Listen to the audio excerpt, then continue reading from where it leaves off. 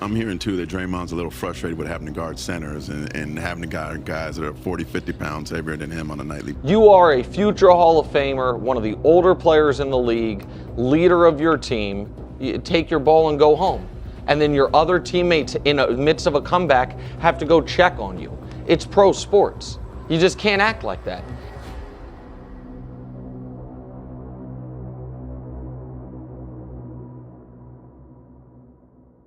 The Golden State Warriors' Draymond Green and Steve Kerr had a heated exchange on the team's bench, after which the former Defensive Player of the Year never set foot on the floor for the rest of the night. The Dubs have dropped 9 of their past 15 contests, enduring their roughest stretch of the year by collapsing late in the fourth quarter. Right now, you are looking at a 36% win rate in tight games, which ranks the squad 25th across the league. This boils down to poor execution in the dying minutes, signaling deep issues with the roster, the bench boss, or a mix of both. However, since then, one deliberate move and one accidental shakeup appear to have boosted the Warriors' odds of coming out on top. Let's examine the intentional shift first. Buddy Hield, who had been a fixture in the Warriors lineup despite stumbling out of the gate, has effectively played his way right out of the rotation. He has been scratched from Steve Kerr's rotation. The veteran who arrived boasting a 3-point record, trailing only Stephen Curry over the previous 4 seasons, is currently shooting a dismal career-low 32-point. 6% from deep. That is a full 7% below his career norm with just 42 total threes made. At the moment, 97 other players have drained more triples than Buddy this season, including Russell Westbrook, which says a lot. On the defensive end, he lags behind in nearly every category. Will Richard, the player who eventually took over his minutes, posts a higher defensive win share and matches him in deflections despite logging fewer minutes. He gives up fewer points in the paint, boasts a better defensive rating, shoots more efficiently, and in just one single outing, his first game back from a DNP, he lifted the Warriors to a clutch victory that likely would have been a loss otherwise. The fact that Richard is hitting 42% from downtown, nearly 10 percentage points higher than Buddy, should be plenty to justify keeping Will in the rotation long-term, logging between 20 and 25 minutes a night. But the ripple effects of this switch extend far beyond the surface. We might well have seen the last of Buddy Hield playing major minutes in a Warriors jersey. With the trade deadline closing in fast and the team fighting to claw back from a 500 record, it makes sense for Golden State to swap Buddy's deal for a more impactful piece. The snag is that Buddy is signed for this season and the next 2 at $10 million a year, so the Warriors would have to bundle him with talent or draft picks to move that contract. There has been chatter about a Michael Porter Jr. trade with Brooklyn, where his salary could serve as a filler alongside picks and other players to make the trade work. However, the Warriors would likely need to find a third team, seeing as the Nets do not appear too keen on Golden State's youngsters. The accidental change that boosted the Warriors in the last 2 games came at the cost of veteran defender Draymond Green. After shoving Colin Gillespie during the Phoenix Suns matchup, Draymond was ejected, a call that proved contentious on both sides. While Draymond disputed it in real time, Steve Kerr challenged the decision to toss him in the post-game presser, contrasting it with Dylan Brooks's intentional assault on Curry in the prior game, which resulted in nothing more than a flagrant one. I thought it was soft. I mean, he was yelling at the officials, so he definitely earned one. But then he is walking to the bench, yells something else, and boom, second technical. We just watched a guy on their team literally punch Steph in the stomach, and the other night, it was a premeditated punch to the gut, yet no ejection for that. 2 nights later, the refs get upset about some words from Draymond. I totally disagree, and that is why I lost it, because I was furious. They booted him out. Just like that, so easily. It allowed Brooks to stay and finish the game, despite being deemed a harsher offense than the one Draymond committed. You can be the judge of that one, but this ejection might have been a blessing in disguise. After the Suns put up 44 points in the opening quarter against the Warriors with Draymond, his departure saw the Dubs overcome a 9-point deficit. Combined with Will Richard's 20 points in 19 minutes on high efficiency, they secured the win, while Draymond was in the locker room against the Magic.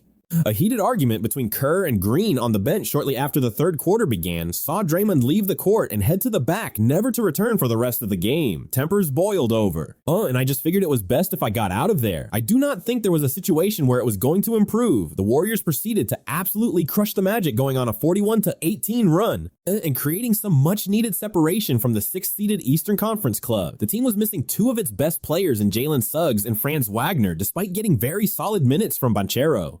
Bane and Black the Magic just could not find enough scoring punch to keep pace with the Warriors. Is this enough to warrant Draymond Green coming off the Warriors bench? Perhaps, but let's add some perspective. The Warriors have played 13 games in the first 3 weeks of December. Of those 13, they have won 4 and lost 9 in the games with Draymond. The Warriors have won 2 and lost 7 for a 222 record. In the games without him, they have won 2 and lost 2 for a 500 record. Those are the official numbers. With some added scrutiny, however, those 2 wins with Draymond were the games. I just discussed where the team went on to take or extend their lead after he had left the floor. Considering Draymond is one of the team's closers, the Warriors are 0 for 9 in games where they close with Draymond Green in December instead of the official 2 for 7 record. Now, this isn't a condemnation saying Draymond Green needs to be off the squad, but it certainly warrants an adjustment to his role on the team at the very least. A little over a month ago, Jimmy stated in post-game interviews that there were some issues on the team, and a lot of folks pointed the finger at Jonathan Kuminga.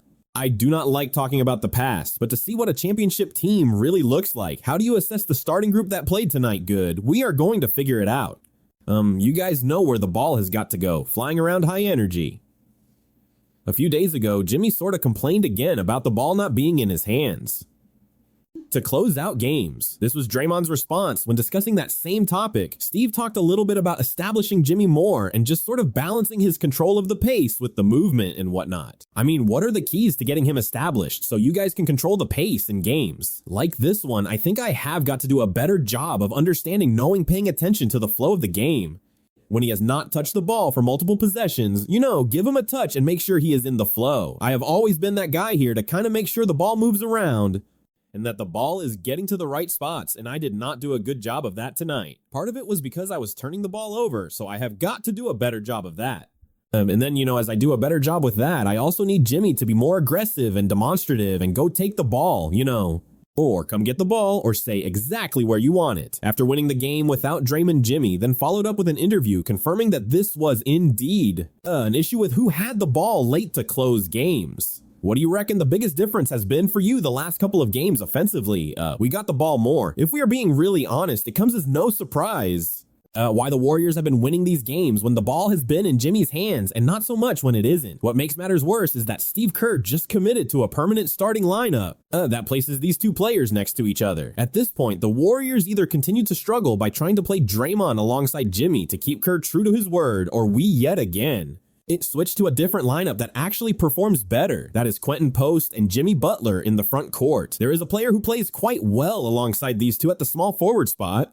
However, it is doubtful Jonathan Kuminga would see any time in the starting lineup due to the recent tension in the locker room. The looming trade rumors do not make this any better, as Curry refuses to play him anything more than spot minutes and JK seemingly refuses to play with effort outside of a consistent role. As such, the likely scenario if Draymond goes to the bench is a resumption of Pods in the starting lineup. Pods, who is beginning to find a productive role off the bench, was allowed to play through his toughest moments of the season while being coached hard by Kerr. He is managing to salvage his spot in the rotation as his form improves, but the real headline is the writing on the wall for Draymond Green taking a seat on the bench. It appears Steve Kerr's next tactical pivot involves a starting backcourt of Steph and Podziemski. That unit likely features Moody, Kuminga, and Post in the front court. Kerr has been transparent about capping Melton at 20 minutes for the time being, and with the sciatica issues lingering, the team is shorthanded on reinforcements. Consequently, the second unit will be anchored by those 2 alongside Green. The remaining roster spots are becoming a revolving door. Anyone who cannot execute is going to find themselves parked on the sidelines racking up did not plays. It is a ruthless cycle of next man up. Look, there is plenty to dissect regarding the structural flaws of this team, and I know we have missed breaking down a significant stretch of games, but I aim to get you fully up to speed. We need to analyze the current turmoil and the roster shakeups expected in Golden State. Sorry for the radio silence on the channel lately. Hey, but if you are looking for the deep dive into this decline, you will want to keep an eye out for that documentary when it drops. I am curious to hear your take. What is the strategic play for the Warriors as we stare down the trade deadline? And frankly, how do they solve the Draymond Green dilemma at this stage? Drop your analysis in the comments section below. Appreciate you tuning in, and we will catch you on the